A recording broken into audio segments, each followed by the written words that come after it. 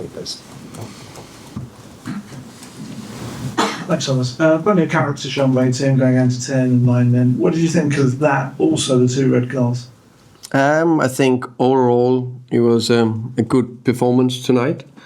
I'm proud of the players and the team, how they responded to. I think actually the first 30 was also good from us, and how we responded to setbacks through the game. Something we've been working very hard on. Because that's the biggest thing the best teams need to do. How do we respond to setbacks in a game?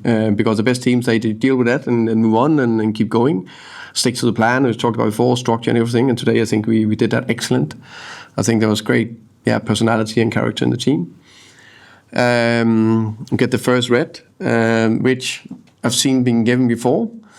I also said before, definitely a few times in Brentford, also seen others. I don't like this as a red card. I think the game is probably too big to say gone, but for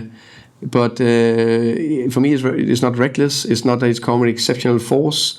He's chasing Van Dijk. He's trying to put pressure, and then he changed direction, and then unfortunately his foot is on his Achilles, and you could say, you need to be smarter, don't do it and all that, but so we're not allowed to have physical contact anymore, so that's the thing. So the next thing on that, if you get 3 days, which I don't understand, how can you get 3 days on something that's not reckless?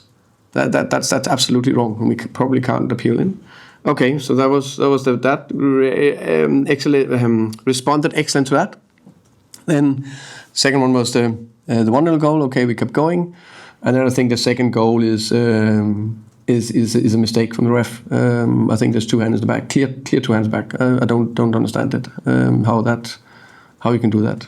Anyway, also we've seen that 1,000 times out there on the pitch. Someone go up in a header, a goal kick into the centre back, 2 hands in the back of the boom, foul. But apparently not in the penalties box. I think that was the biggest mistake in my opinion. And from VAR, but apparently that was not enough. We kept going. The second red. I also think we got on the wrong end on 2. You can see there's probably a reason why the whole team reacted as they do. I think that's probably a good indicator. Normally, if it's one player reacting, if the whole team, probably because there's something about it. I think that's we all played football enough and seen enough football. There's something probably around that. So I can't see if it's right or wrong that he gives the first yellow. Second yellow, I see 2 big boys competing. Konate is absolutely smashing through Kuti. It's a foul. It's not nothing. I'm not saying more. His foot landed on Kuti's head. Not a yellow. I'm not saying that. Kuti makes a reaction. I think I guess it can be given, but also I guess it can be not given.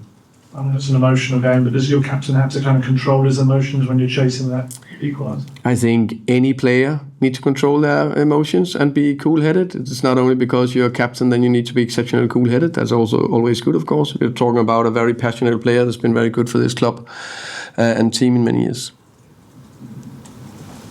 Jerry, please.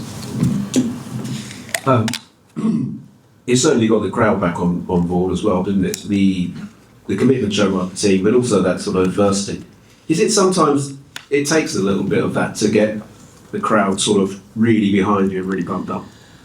Maybe I don't know, but definitely the crowd was excellent. The fans were excellent today. I think they kept us going throughout the game, and especially the last, let's say, 20. They almost sucked the second goal into the net as well. Unfortunately, it didn't happen. That would have been an excellent comeback. Thomas, just slightly broader picture. That was Tottenham's 11th home league defeat in 2025. That's the most the club have ever had in a calendar year in their entire history. They've only won 4 league games at home in 2025, which is the second worst since 1915. Can I just get your reaction to that? And it's surely unacceptable.